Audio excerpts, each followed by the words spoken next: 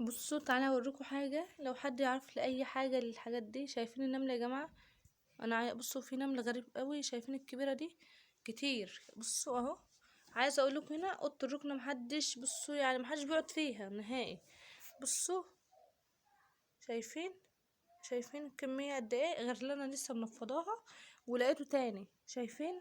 مفيش حاجه يتلموا عليها اصلا، ومفيش اي حد بيدخل هنا في الاوضه، محدش يعني بيدخل هنا. شايفين؟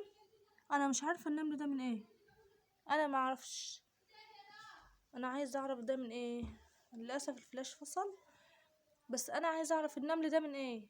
انا حد يقول لي النمل ده من ايه. الاوضه ديت بصوا ما حدش بيقعد فيها، ان انا حطاها كده وقفلاها. ما حدش بيقعد فيها الا اذا جه حد مثلا ضيف او حاجه بيدخل. وما فيش حد عامه يعني الا اذا حد يعني جه جوزي، حد جالي بيقعد معايا في الشقه التانية في الاوضه التانية هناك. هنا ما فيش حد، ولا حد بياكل حاجه هنا، ولا حد بيرمي اي حاجه، ولا اي حاجه من الكلام ده.